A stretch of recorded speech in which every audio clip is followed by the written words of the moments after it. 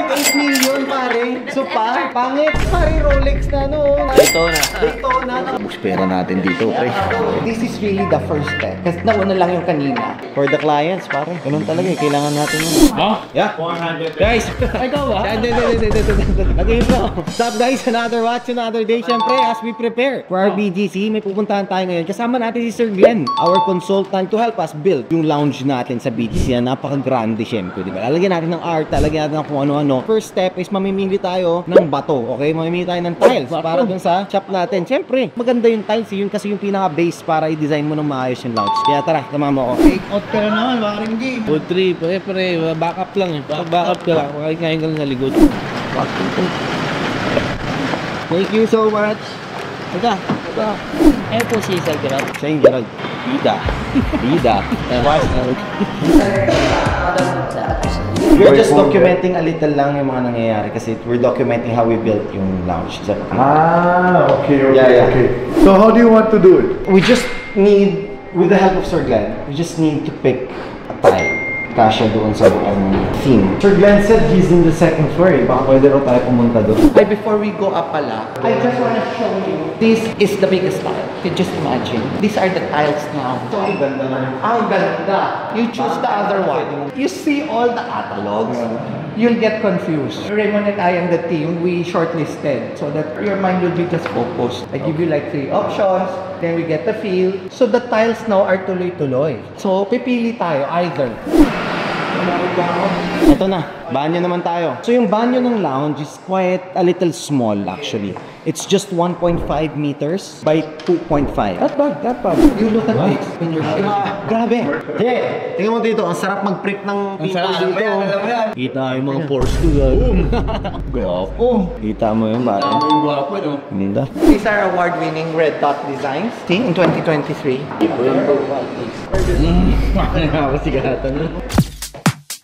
DJ yun. Iba ba yun? Ay mga ano, aso, pag maglalagay ka naman fresh bull. Pag dito, Tumalaway oh, ay! Basa ako! Pag dito, wala. Tawag dyan, may oxygen. May soft drinks. Hindi naman tayo naguhugas ng kamay. Ubus pera natin dito, pre. Ang gusto ko lang sa pinipihit dahil yung ano eh, marble. Yes, iba yung feel. No, really. Pero maganda rin naman. You're giving the experience with the use. You want to impress? That's what you're doing. Kala ko ano nasa sabon eh. Exactly. Pwede. This must, ano, tingin mo? May mas darker pa ba dito? Meron. If you like this already, we can make this as a base. And match mas the tile. maraming tiles that we can choose. Yes. Itong, it's on the counter, right? It's also nicer if it's on the wall because you see the finish, right? Tsaka yung ilawan siya. Yes. So, gagawin natin, mag-marble kayo dito, and then here, mag-laminated wood ka na lang. Tama lang yung ganyan kaliit. Kasi ang banyo lang natin bro, hanggang dito lang. Look to the inside. Kung full set kasi kukunin, isa lang. Hindi, ganito na lang ang gagawin natin. Let me check, because this is modular naman. Let's see if I can do this for you. Pwede ba to? We'll just take this. Yes, sir. Pwede po. And then, ito na yung fabricate na lang natin. So, we'll take one side na ganito, and then this one, This one. makita nila, they can have a toothbrush, whatever, nandyan. And then this one, so when they close it, ganun talaga. Lola ako, brother. Okay iniisip mo. Nag-a-add ka na sa utak mo. Nag-add na ako ng mga babayaran ko. Siguro, abutin tayo ng 5 million. Grabe, mahal bro. Kita mo. Pero wala eh. For the clients, pare. Ganun talaga eh. Kailangan natin yun. Kala ko nga, tiles lang today eh. Tapos natin yung banyo. And it's one-stop shop, pare. Yun yung pinaka-gusto ko sa lahat. One-stop shop. The view. Ganda ng meeting table na ganun. The flooring, it's either this one or we do chevron pattern. This is actually the tile, but they will cut it in this manner. You get the feel of the wood, but it's actually tiles. This is really the first step. Kasi nauna lang yung kanina. Okay. This is like the real curated space. Actually, if may ganyang cutting, but marble, not wood, meron ba? Pwede yun. Kasi, yung wood kasi medyo parang bedroom feel eh. Very homey zen type. So, parang hindi siya very active na masaya na exciting eh. It's more relaxing. Sobrang relaxing niya yung parang wood. The bar will be matched with the black counter. And the walls are travertine. Travertine. So naka-wrap siya ng travertine. If you want to see the actual, we can bring you there. We show you first. So the whole wall would be in that travertine. And then this counter. This will be part this black. will be dust. Diba? And it's all black. Then you have the lights. Yan yun.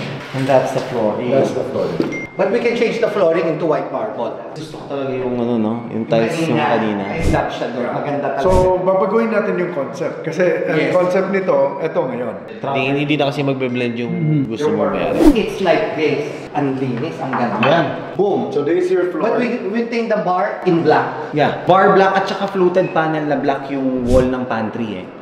So black yun, tas black yung bar, okay na rin yun. You like this one, right? Yeah. Kung malaki to, maganda to. Ha? Is it okay ba sa living room na parang may art and everything, tas ganito yung wall? Yes. This is just a perfect. And any color we put, it's still perfect. Yung side part.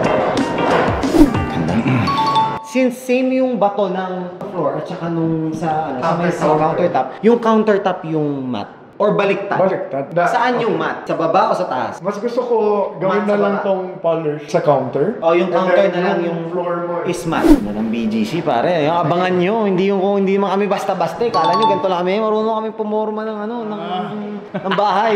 Ang sabi mo, Waring G. Wala, tignan natin. Next episode natin will be for furniture naman. Lighting and furniture, one na yan. And then next nun is yung painting. Tsaka artwork. So you have a 3D element. May 3D element. Kita mo pare? Ano, alam ko lang reference number ng Datejust eh. 1.8 million pare. So pangit. Pare Rolex na no. Daytona. Bigyan mo 1.8, gawa akong ganyan. Joke lang. Itong ganda rin yung table oh. Ito table na lang. Magkano na lang yung table, madam? 418. 418,000? Isang submariner oh. Free ceramic pare. So, palapas mo na yung resibo. How much is this? Para sa'yo. 990. Kasama na itong mga chairs of course. Real marble po siya. And then yung underneath dito. Pero you have a smaller than this one. Indent order, sir. Tagal kasi. Shipping pa lang in the vessel, 2 months to 2 months and a half. Okay, balik tayo dun kasi medyo ang mura ng mga paninda nyo dito. Thank you ah. Ano yan, Bo? Electric Ng car. Porsche. Parang 3x4. Porsche pare, full electric, Taycan. Tingin, bagsak mo. Ay, sorry. Oh, di marunong. Ang kain kasi kailangan ganunin ko eh. Paano guys, next episode, tapos na tayo sa tiles.